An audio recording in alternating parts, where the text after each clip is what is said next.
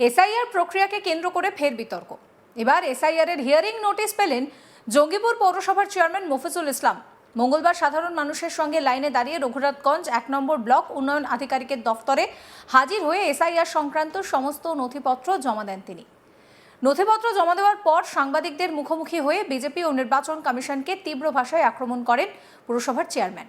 মফিজুল ইসলাম বলছেন, সাধারণ মানুষকে হয়রানি করার উদ্দেশ্যেই বিজেপির এই কর্মসূচির আয়োজন করেছে। বিজেপির রঙিন খেলায় কোনো যুক্তি নেই। নির্বাচন কমিশন বিনা কারণে মানুষকে হয়রান করছে।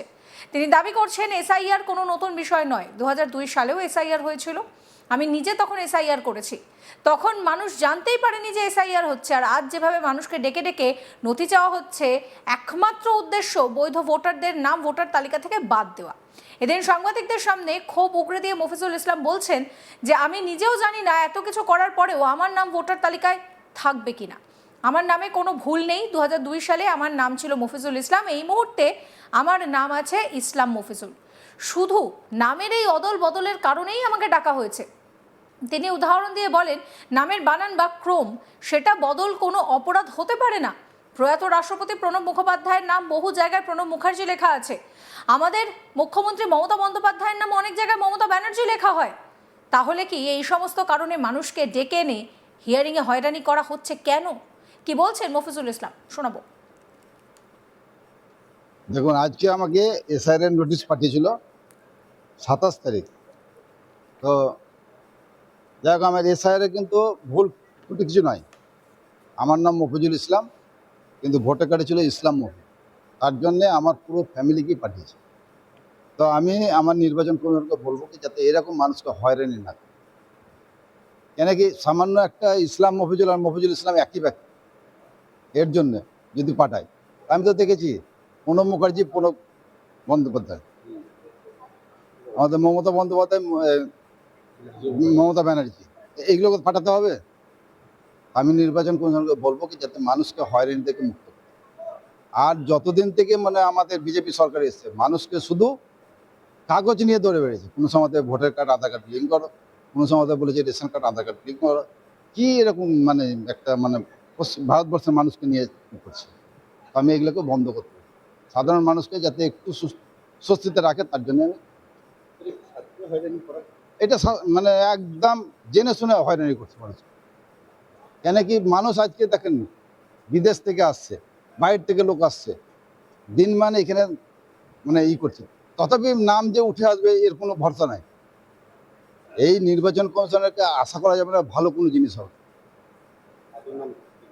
আদৌ ভোটার লিস্টের নাম থাকবে না? আমি তো বুঝতে পারছি থাকবে না, অনেকেই নাম কাটবে। আমি বলবো নির্বাচন কমিশনকে একটা কথা বলবো কি, যে খসড়া তালিকা যেটা করেছে সেটার উপরে যাতে ভিত্তি করে ভোট করে।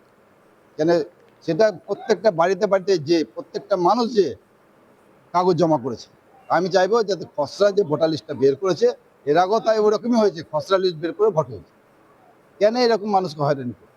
আজকে মানুষ খেতে পায় না ঠিক মতন, আর তারা এসে আজকে এসআইআর এর লাইন দিতে হচ্ছে।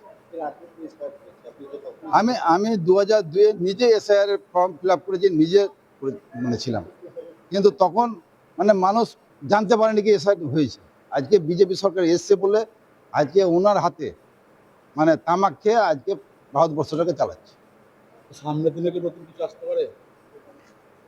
আবার আমার নামটা থাকবে কিনা আমি নিজেই ভাবতে পারছি না। ভোটার লিস্টে আমি কাগজ জমা দিলাম, সব আমি জমা দিয়েছি। আমার ভোটার কার্ড ২০০২ দিয়েছি, আধার কার্ড দিয়েছি, আগেকার যেটা মফিজুল ইসলাম আছে সে কার্ডের জেরক্স দিয়েছি, যেটা পরে এসছে ইসলাম মফিজুল সেটাও জমা দিয়েছি, নিজের পাসপোর্ট জমা দিয়েছি। চেয়ারম্যানের অভিযোগ, এসআইআর এর নামে ভয় এবং অনিশ্চয়তার পরিবেশ তৈরি করা হচ্ছে। সাধারণ মানুষ আতঙ্কে রয়েছেন, তাদের ভোটাধিকার থাকবে কিনা, নাম কাটা যাবে কিনা, এ নিয়ে উদ্বেগ বাড়ছে। মফিজুল ইসলামের এই বক্তব্যকে ঘিরে রীতিমতন রাজনৈতিক তরজা শুরু হয়ে গিয়েছে। শাসক দলের দাবি, এসআইআর প্রক্রিয়ার আড়ালে ভোটার তালিকা থেকে বৈধ ভোটারদের নাম বাদ দেওয়ার চেষ্টা চলছে, যদিও নির্বাচন কমিশন এবং বিজেপি এই অভিযোগ মানতে নারাজ। এসআইআরকে কেন্দ্র করে প্রশাসন ও রাজনৈতিক মহলে যে টানাপোড়েন আরও স্পষ্ট হয়েছে তা বলার অপেক্ষা রাখে না। অন্যদিকে বিজেপির দাবি, এসআইআর এর কাজের সঙ্গে বিজেপির কোনো সম্পর্ক নেই। বিরোধীরা অনেক কথাই বলতে পারে। বিজেপির তরফ থেকে ধনঞ্জয় ঘোষ কি বলছেন, শোনাবো। দেখুন, আইনের ঊর্ধ্বে কেউ নয়। আমাদের জঙ্গিপুরের যে চেয়ারম্যান উনি অভিযোগ করেছেন ওনাকেও লাইন দিতে হচ্ছে। দেখুন, ওনার ইসলাম মফিজুল আর মফিজুল ইসলাম আজকের দিনে এই রকম আইনগতভাবে মানা যায় না। কারণ দেখুন, আমার নাম ধনঞ্জয় ঘোষ, আর আরেক জায়গায় আছে ঘোষ ধনঞ্জয়, দুটোই ব্যক্তি একই হতে পারে, কিন্তু অনলাইন সিস্টেমে এটা মেনে নেওয়া যায় না। তাই চেয়ারম্যান হতে পারে, আমাকেও ডাকা হয়েছে, আমার বাড়ির অনেক কাউকেই ডাকা হয়েছে, আমাদের অনেক মিনিস্টারকেও ডাকা হয়েছে, অনেক এমপিকে ডাকা হয়েছে। যার ভুল আছে তাকে ডাকবেই। আর এটা নির্বাচন কমিশনের কাজ। এটার সঙ্গে এই এসআইআরের যে কাজ চলছে এটার সঙ্গে বিজেপির কোনো সম্পর্ক নেই। বিরোধীরা বলতেই পারে কি আজকে এসআইআর বিজেপি করাচ্ছে, নরেন্দ্র মোদী করাচ্ছে।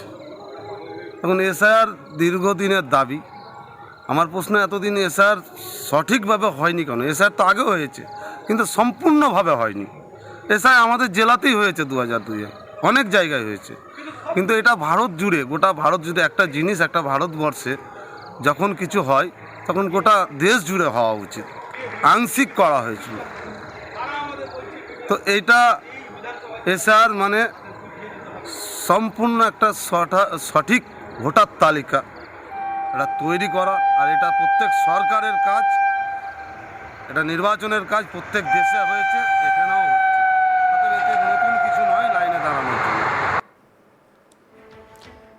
পুরসভা জঙ্গিপুর পুরসভার চেয়ারম্যান মফিজুল ইসলামের কাছে এবার নোটিশ যাওয়ায় তিনি পরিষ্কার বলছেন, সাধারণ মানুষকে হয়রানি করার উদ্দেশ্যে বিজেপি এই কর্মসূচি করছে।